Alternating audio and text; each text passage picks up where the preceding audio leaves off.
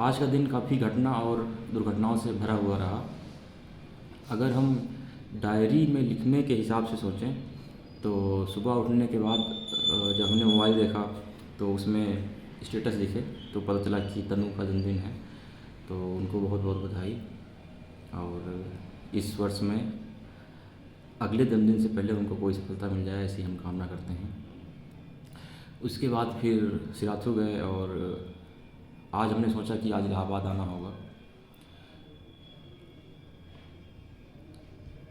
पर इलाहाबाद आने से पहले दोपहर में ही एक युवक जो परिवार के ही हैं वो सहायता मांगने आए कि उनके लड़के को हम ले चलें एक स्थान पर। आज ही उनके बेटे का जन्म हुआ था और वो कार से एक स्थान पर जाना चाहते थे जो उनके बेटे को, उनका बेटा जहाँ से ठीक हो सकता था। तो उनका ये विश्वास था और उनका भतीजा भी वहीं से ठीक हुआ था, तो वो हमको वहाँ ले जाना चाह रहे थे। तो फिर हम तैयार हो गए और फिर हम उनके साथ गए उनको लेकर। तो जो हमने बताया कि घटनाओं और दुर्घटनाओं से भरा हुआ दिन था, तो ऐसा संयोग हो जाता है कई बार कि आमतौर पर हमारी जो कार है उसमें तेल भरा हुआ रहता है, लेकिन पहले जब हम सिराथू गए और उनके बेटे को वहाँ से लिए अस्पताल से, जहाँ से एक बूढ़ी महिला के पास जाना था जो कुछ जोग जतन से उसको ठीक करती,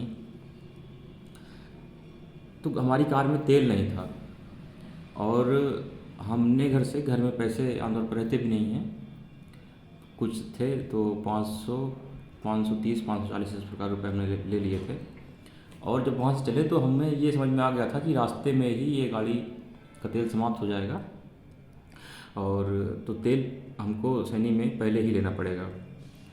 तो हम वहाँ जाकर, और मन में ये भी था कि अगर हम यहाँ गए तो ये लोग क्या सोचेंगे, लेकिन फिर भी मजबूरी थी तो हमको तेल तो लेना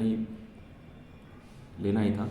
तो हमने वहाँ गाड़ी खड़ी की और हमने फिर 500 तेल भराया और जो हमारे पास 500 की नोट थी उसको हमने दे दिया वहाँ। उसके बाद कार को जितना तेज़ हो सकता था उतनी तेज़ हम चलाए, 120, 125 पर ले जाकर, कि जितने कम समय में हम वहाँ पहुँच सकें उस स्थान तक। तो फिर हम वहाँ पहुँचे, लेकिन पहुँचने में देर हो चुकी थी। उनके लड़के की मृत्यु रास्ते में ही हो गई थी। तो काफ़ी दुखद रहा। और फिर वहाँ से लौटते समय तो धीमे ही आए, नॉर्मल स्पीड में आए, पर वो जितनी दूरी थी उतने में वो सारा तेल फिर से समाप्त हो गया था। तो सैनी में जिस स्थान पर हमने तेल भरवाया था वहीं से फिर से हमको भरवाना था, पर हमारे पास कैश तो समाप्त हो गया था। हम गाड़ी ले गए और हमने तेल भरवाया और फिर जब मोबाइल से हमने सोचा स्कैन करके पेमेंट कर देंगे, जैसे ही मोबाइल निकाले तो इसमें अपने आप ही वो भीम ऐप में बताने लगा कि पासवर्ड एरर या ऐसा कुछ करके, कि आज की डेट में 24 घंटे पहले वो चालू ही नहीं होगा हमारा भीम ऐप, और कैश तो था नहीं हमारे पास। तो ऐसी स्थिति आ जाती है कि मतलब कि नियति कहें या जो कुछ कहें कि मतलब जिस चीज़ से हम बचना चाहते हैं कि जो awkward स्थिति जिसको कहें, कि जिस शर्मिंदगी से बचना चाहते हैं, कई बार नियति वही कर देती है कि उस स्थिति को देखना ही पड़ जाता है। फिर हमें उनसे कहना पड़ा कि ये पैसा 500 का फिर से हमने तेल भरवाया कि अचानक फिर से कहीं अगर इमरजेंसी आ जाए या अगर भैया को कल ड्यूटी भी जाना रहे तो उसमें तेल होना चाहिए। हमें उनसे कहना पड़ा कि ये पैसा आपको देना पड़ेगा। तो खैर उन्होंने निकाल के दिया, लेकिन ये हमको बड़ा अफसोस रहा। लेकिन हम ये जानते हैं कि जीवन में पहले के अनुभवों से भी कि जहाँ नियति को ये लगता है कि हाँ यहाँ मतलब ये शर्मिंदा कराना है तो वो कराती ही है, कितना भी हम उस स्थिति को फेस करने से बचने का प्रयास करें। उसके बाद फिर वहाँ से घर आए, फिर तैयारी बना के हमको इलाहाबाद आना था।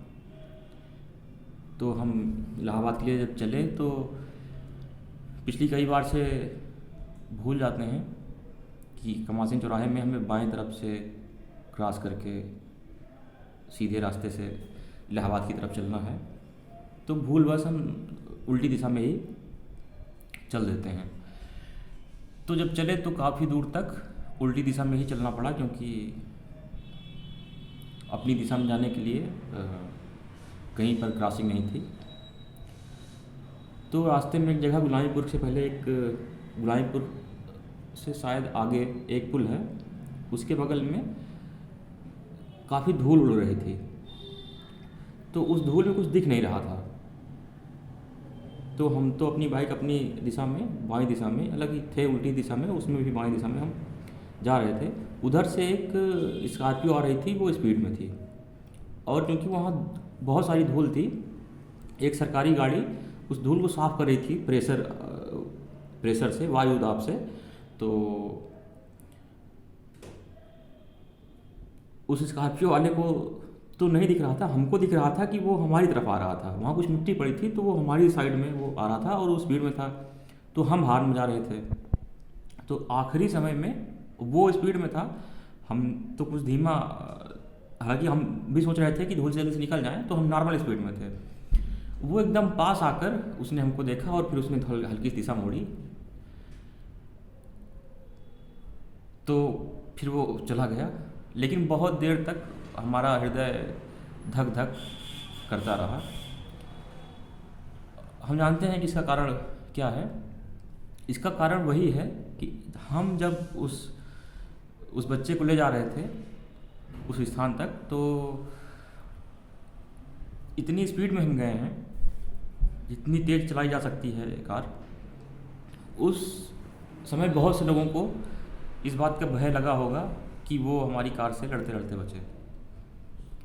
तो वो जो हिंसा हुई, वो लोग जो डरे, उस हिंसा के कारण जो पाप हुआ वो तो हमारे ही सिर पे आना है।